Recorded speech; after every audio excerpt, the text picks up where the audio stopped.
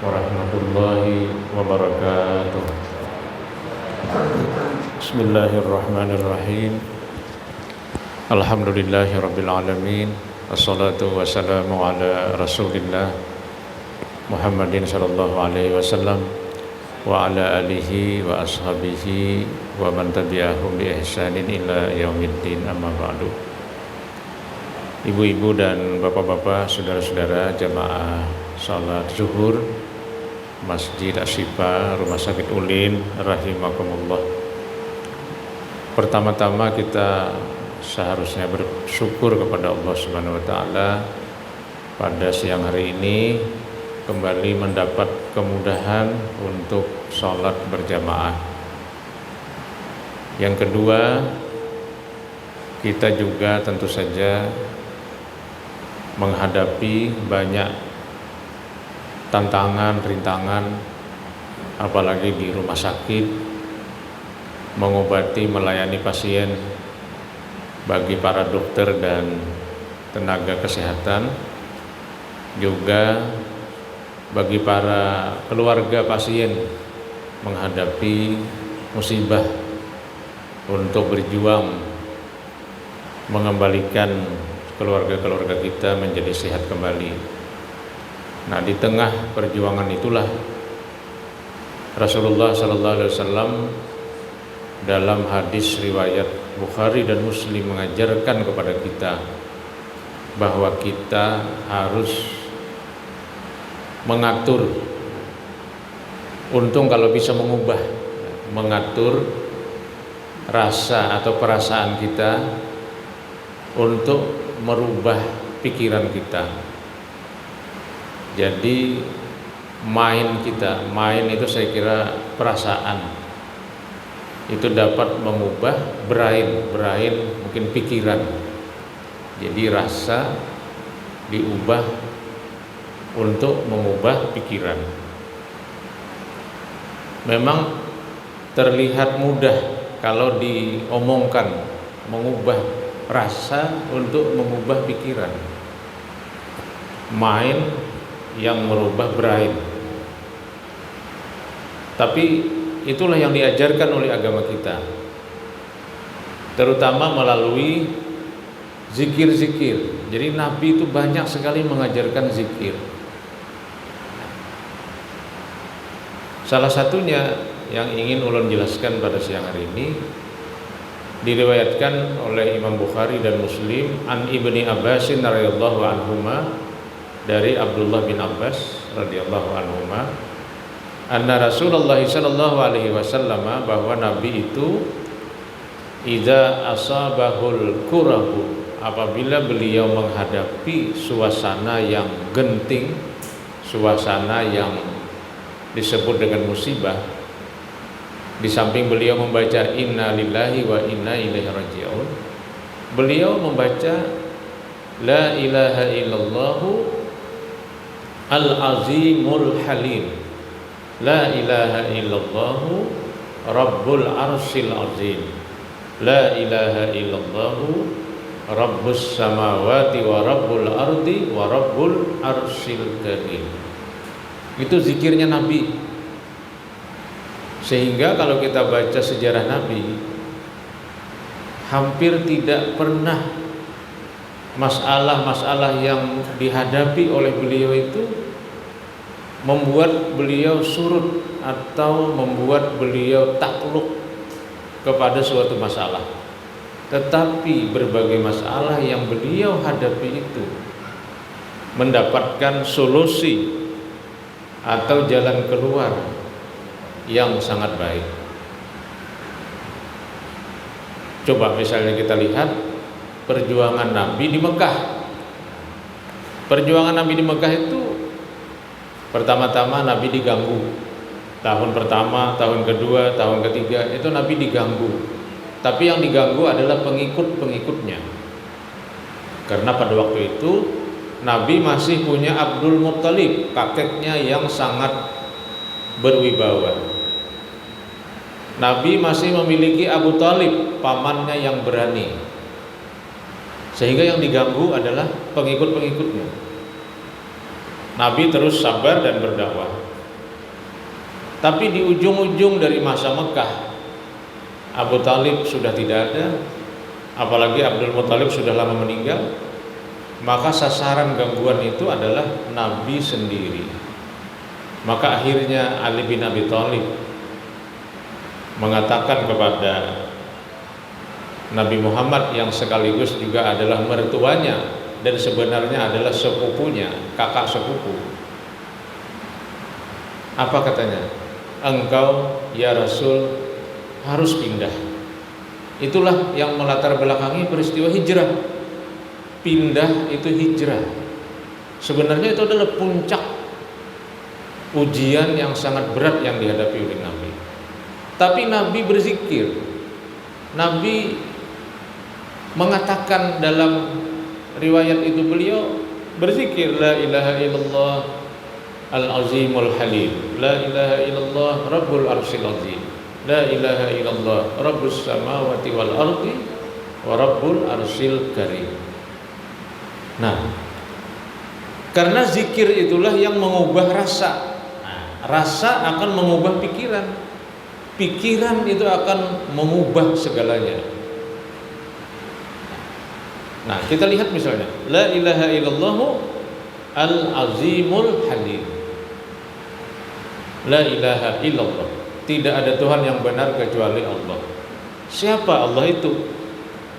Al-azim, yang maha agung, yang maha hebat, yang maha super dari segala-galanya.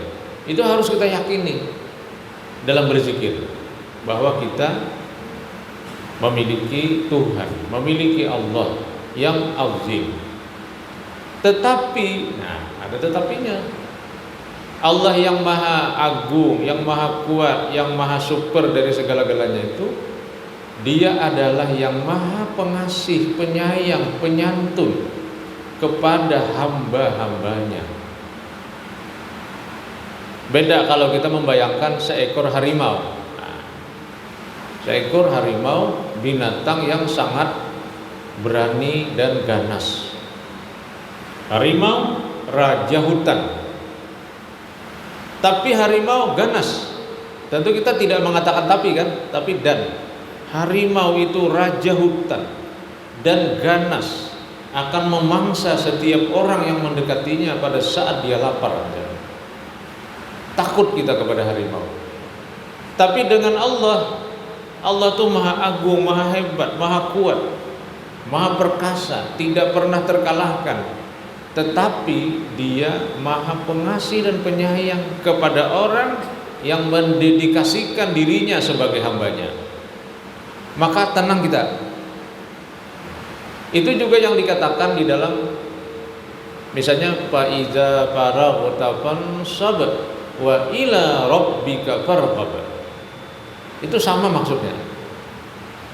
Hai Muhammad, kalau kau selesai melaksanakan satu tugas, maka kau harus bangkit melaksanakan tugas berikutnya. Jadi Nabi itu tidak ada istilah diam, selalu beraktivitas, selalu bergerak. Tapi kata Allah, wa ila rabbika farghab, kepada Tuhanmu lah engkau berserah diri.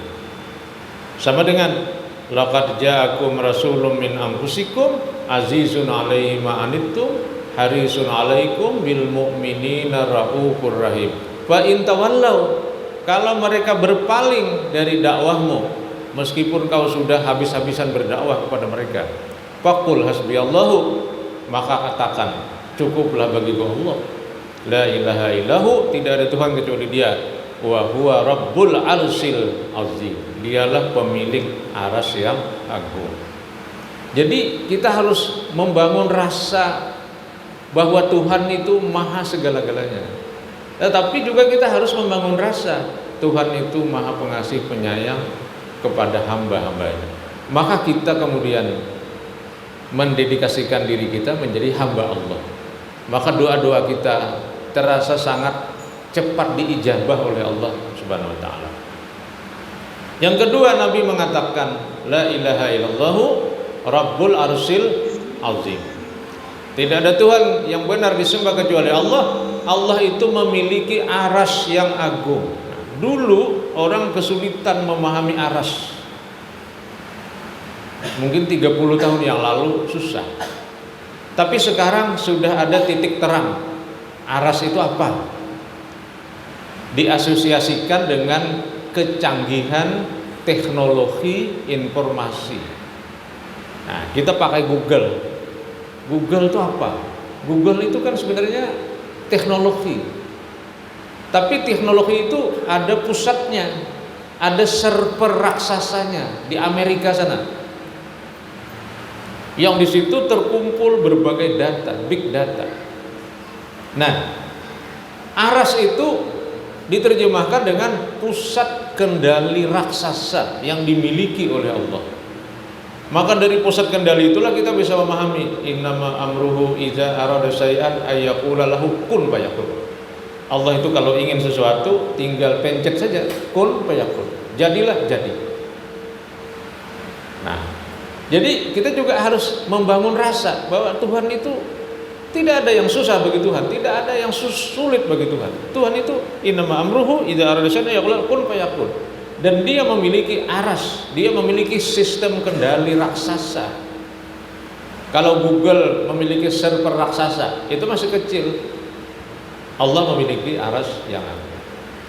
Nah, yang ketiga, Nabi berzikir la ilaha illallah rabbus samawati wa rabbul ardi wa rabbul arsyil karim. Allah itu memiliki langit-langit. Bapak Ibu sekalian, fisika yang diketahui oleh manusia itu cuma 5%. 95% tidak diketahui. Jadi kita ini punya bumi, punya tambang, punya sungai, punya pesawat, punya macam-macam. Itu kemudian diolah menjadi teknologi, itu baru 5%. Allah memiliki segalanya. Ada 95% yang di luar dari pengetahuan manusia. Jadi Allah itu memiliki segala hal. Rabbus samawat. Jadi kita ini kecil, orang zalim itu kecil, orang jahat itu kecil, kita juga kecil. Allah Rabbus samawati wa rabbul ardi wa rabbul arsyil karim. Dan Allah itu memiliki sistem kendali yang mulia. Kalau server suatu telekomunikasi itu mungkin berisi data-data intelijen yang tidak ramah, tetapi yang dimiliki oleh Allah Rabbul Arsyil Karim. Aras Allah itu, sistem kendali Allah itu semuanya memiliki software kemuliaan. Dia siap untuk membela, menolong setiap orang yang mendedikasikan dirinya sebagai hambanya. Itulah yang dilakukan oleh Rasulullah. Sehingga Rasulullah itu baik perjuangannya di Mekah atau nanti di Madinah senantiasa memperoleh kesuksesan. Oleh karena itu sangat layaklah kalau kita juga mengikuti Rasulullah, sering-sering berzikir la ilaha illallah al-azimul halim, la ilaha illallah rabbul arsyil azim, la ilaha illallah rabbus samawati wa rabbul ardi wa rabbul arsyil karim. Sehingga segala musibah, segala bencana, segala situasi genting yang kita hadapi bisa kita selesaikan dan kita hadapi dengan penuh kesabaran dan tidak membuat kita menyerah terhadap perjuangan. Mudah-mudahan amin ya rabbal alamin. Subhanaka rabbana wa bihamdika asyhadu an la ilaha illa anta astaghfiruka wa atubu ilaik. Assalamualaikum warahmatullahi wabarakatuh.